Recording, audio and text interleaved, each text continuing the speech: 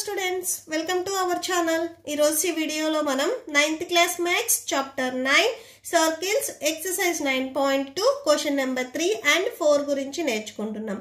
మీకు previous questions question number 1 and 2 next questions question number 5 and 6 ఈ video last లో మీకు డిస్ప్లే అవుతే చెక్ చేసుకోవచ్చు. Question number 3 చూడండి. If two equal chords of a circle intersect with the circle, మీకు question number 2 and question number 3 same గా ఉంటాయి. Question number 2 లో వచ్చేసరికి మనం కార్డ్స్ ఈక్వల్ అని ప్రూవ్ చేసాము. క్వశ్చన్ నెంబర్ 3 లో యాంగిల్స్ ఈక్వల్ అవుతాయి అనేది మనం ప్రూవ్ చేసుకోవాలి. Okay, prove that the line joining the points of intersection to the centre makes equal angles with the cards. So centre నుంచి ఏదైతే యాంగిల్ ఫామ్ అవుతుందో ఆ 2 యాంగిల్స్ అనేవి ఈక్వల్ అవుతాయి అని మనం ప్రూవ్ చేయాలి. ఓకే, సో డయాగ్రామ్ కూడా మనం క్వశ్చన్ నెంబర్ 2 లో ఏదైతే తీసుకున్నామో సేమ్ డయాగ్రామ్ తీసుకుంటాము. సో సొల్యూషన్ చూడండి, సేమ్ ఇక్కడ 2 ఈక్వల్ కార్డ్స్ అన్నారు. సో సర్కిల్ ఇక్కడ సెంటర్ పాయింట్ నుంచి కాకుండా సర్కిల్ మీద ఏవైనా కానీ 2 పాయింట్స్ ని జాయిన్ చేస్తే దానిని మనం కార్డ్స్ అంటాము. సో 2 కార్డ్స్ అన్నారు కాబట్టి ఏబి అనేది ఒక కార్డు, సిడి అనేది ఒక కార్డు. ఈ 2 కార్డ్స్ అనేవి ఇంటర్సెక్ట్ అవుతాయి అని చెప్తున్నారు. సో ఈ అనే పాయింట్ దగ్గర ఇంటర్సెక్ట్ అయ్యాయి. సో ఈ 2 కార్డ్స్ ఇక్కడ ఈక్వల్ కార్డ్స్ అని చెప్తున్నారు కాబట్టి ఏబి అండ్ సిడి ఈక్వల్ అవుతాయి. సో ఇక్కడ వరకు మనం డయాగ్రామ్ లో ఏదైతే చేసామో ఫస్ట్ అది రాసుకోండి. Let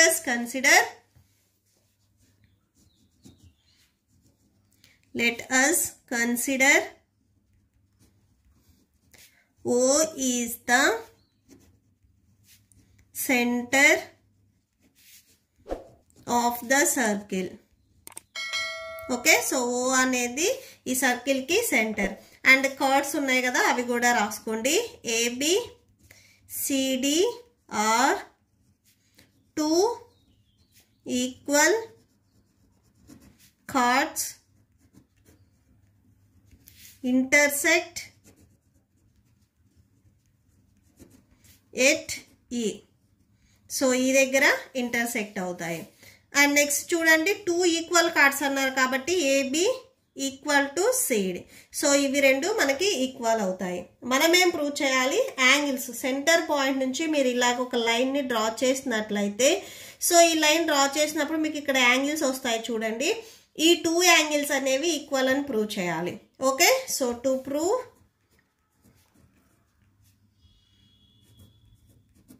angle OEA. So to prove angle OEA equal to angle OED.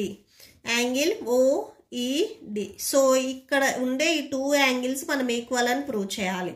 ఏదైతే మనం యాంగిల్ చెప్తున్నామో అక్కడ ఉండే ఆల్ఫాబెట్ అనేది ఇక్కడ మీకు మిడిల్లో రావాలి. ఓకే, సో మీరు రాసుకునేటప్పుడే నీట్గా రాసుకోండి. ఇది మనం ప్రూవ్ చేయాల్సింది. సో ప్రూవ్ చేయాలి అంటే మనకు ఒక ట్రయాంగిల్ కావాలి. సో ఇక్కడ మీకు ట్రయాంగిల్ లేదు. ఓకే, జస్ట్ యాంగిల్ వచ్చింది అంతే. సో ట్రయాంగిల్ లేదు. సో ఇక్కడ మనం పర్పెండిక్యులర్ లైన్స్ అనేవి డ్రా చేస్తున్నాము. సో ఈ ఏబికి పర్పెండిక్యులర్ లైన్ నేను ఇలా డ్రా చేస్తున్నాను చూడండి. ఓకే, సో ఇది ఓ కదా, ఇది ఎం అని తీసుకోండి. సో ఏబికి ఓఎం అనేది పర్పెండిక్యులర్ లైన్ అవుతుంది. సేమ్ సిడి కూడా ఓఎన్. సో ఓ నుంచి ఇక్కడ ఎన్. ఓకే, సో ఇది అనేది మీకు పర్పెండిక్యులర్ లైన్ అవుతుంది. సో ఇవి మనం డ్రా చేసాం కాబట్టి draw OM perpendicular to AB. So OM ఈ లైన్ అనేది ఏబికి పర్పెండిక్యులర్గా ఉంది. Next ON perpendicular to CD. So సిడికి ఈ లైన్ అనేది పర్పెండిక్యులర్గా ఉంది. అండ్ ఓఈని మనం జాయిన్ చేసాం కదా, సో అది కూడా రాసుకోండి. And join OE.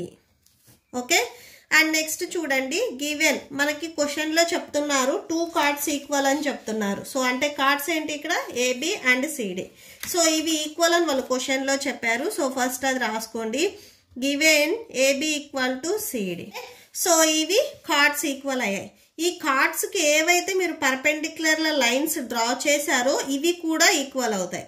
ఎందుకంటే equal chords are equidistant from the centre. So ఈ ఈక్వల్ కార్డ్స్ కి ఏవైతే మీకు ఈక్వల్ డిస్టెన్స్ అంటే ఎగ్జాక్ట్ గా సెంటర్ లో ఉన్నాయో ఈ మిడ్ పాయింట్ నుంచి మీరు జాయిన్ చేసిన లైన్ అనేది కూడా మీకు ఈక్వల్ అవుతాయి.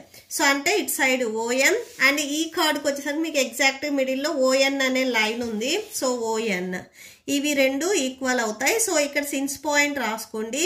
Equal chords are ఈక్విడిస్టెన్స్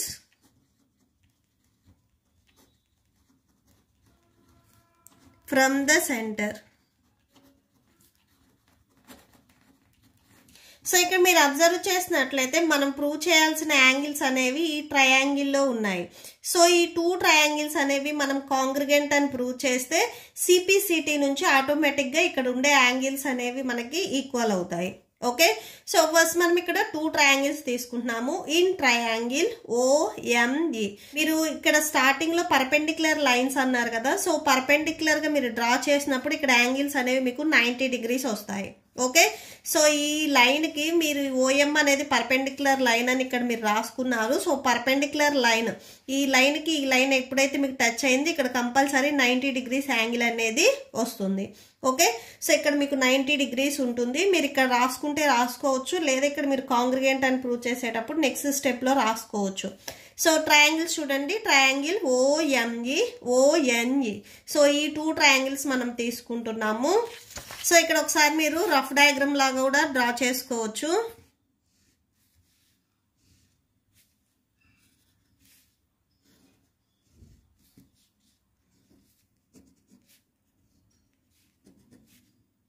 okay, so ఇక్కడ మీకు 90 degrees యాంగిల్ ఉంటుంది.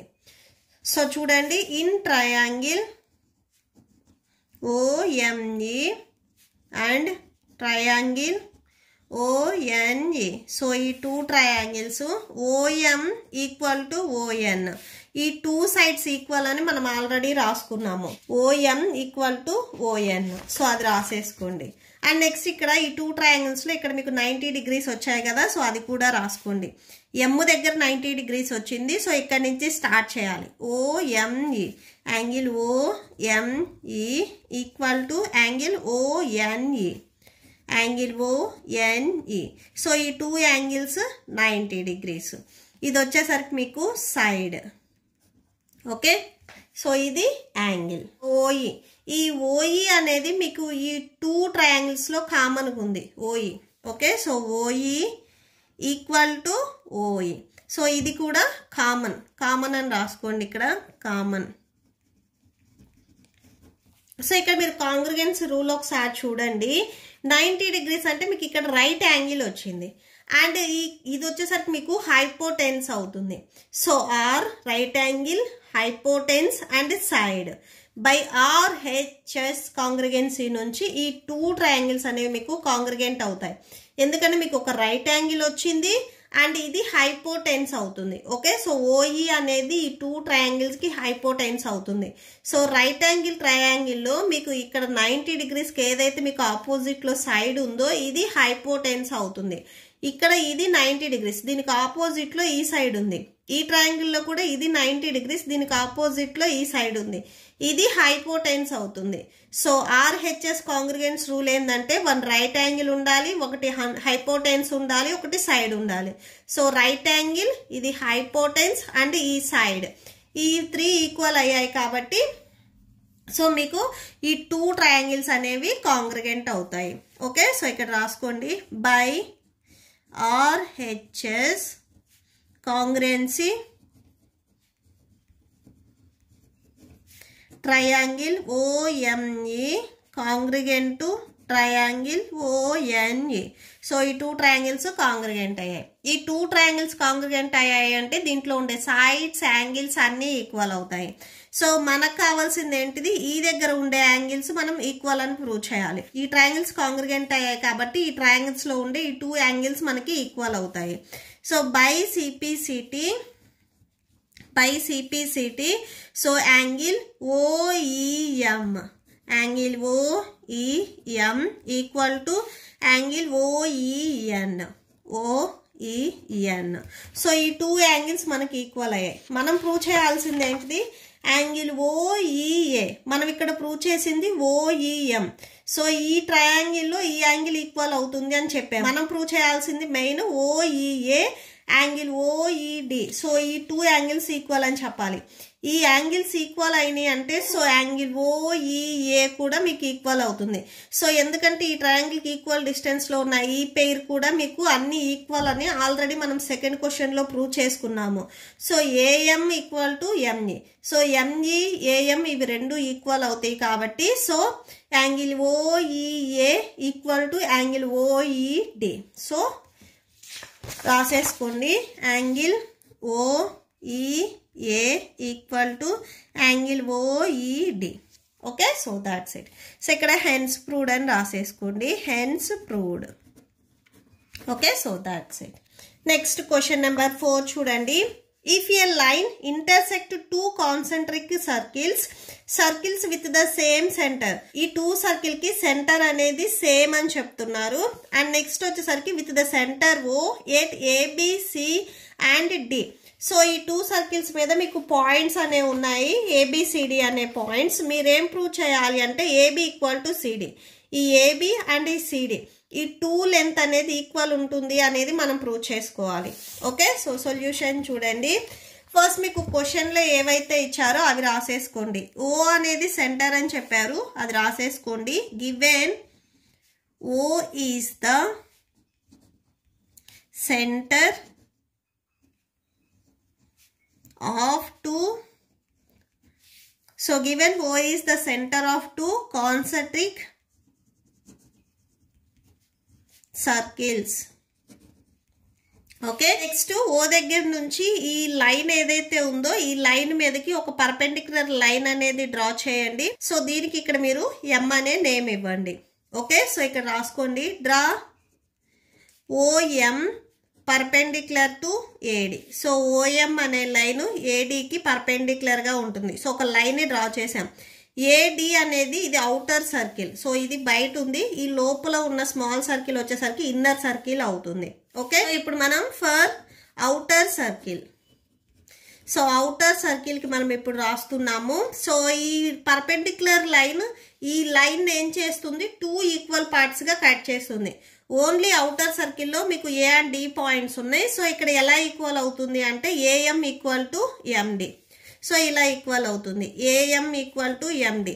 So perpendicular line only outer సర్కిల్కే మనం చూస్తున్నాము. అవుటర్ సర్కిల్ మీకు ఇలా ఉన్నట్లయితే సో ఇది ఓ అనే పాయింట్.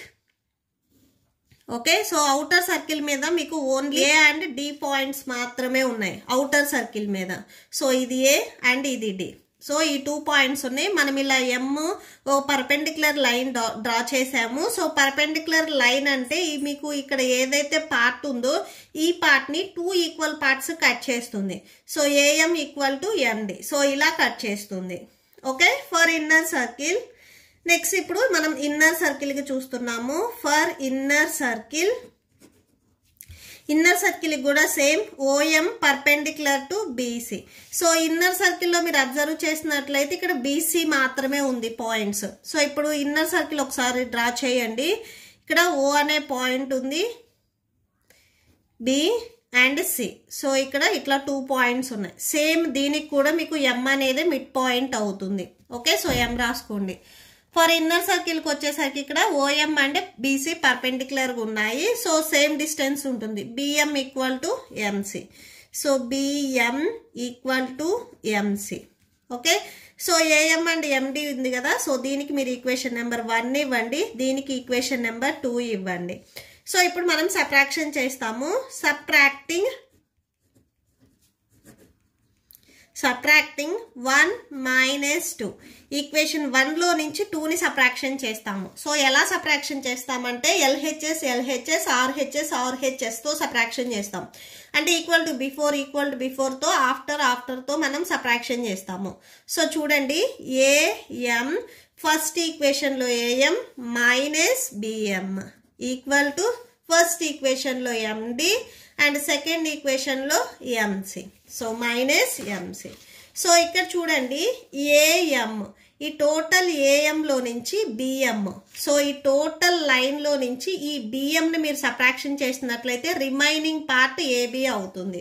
సో ఇక్కడ మీరు ఈ ప్లేస్లో ఏబి రాసేసుకోవచ్చు. అండ్ నెక్స్ట్ చూడండి ఎండి, ఈ టోటల్ లైన్లో నుంచి ఓన్లీ ఎం నుంచి సి వరకు ఈ డిస్టెన్స్ మీరు సబ్ట్రాక్షన్ చేస్తే రిమైనింగ్ ఈ డిస్టెన్స్ ఉంటుంది. ఓకే, సో ఎండి మైనస్ ఎంసి టోటల్ డిస్టెన్స్లో నుంచి ఓన్లీ ఎంసీని మీరు సబ్ట్రాక్షన్ చేస్తే సిడి డిస్టెన్స్ ఉంటుంది. మనం ప్రూవ్ చేయాల్సింది కూడా ఇదే. So to prove that AB equal to CD, so AB and CD equal చేయమన్నారు. So that's it. ఇక్కడ హెన్స్ ప్రూవ్డ్ అని రాసేసుకోండి, hence proved. Okay, so that's it. ఈ ప్రాబ్లంతో మీకు ఈ వీడియో కంప్లీట్ అయింది. మీకు ఈ వీడియో నచ్చితే ప్లీజ్ లైక్ చేయండి, మీ ఫ్రెండ్స్కి షేర్ చేయండి అండ్ మన ఛానల్ని సబ్స్క్రైబ్ చేసుకోండి. ఇప్పుడు నేను చెప్పిన ఈ 2 క్వశ్చన్స్కి మీకు నోట్స్ డిస్ప్లే అవుతుంది, చెక్ చేసుకోవచ్చు. Thank you and thanks for watching.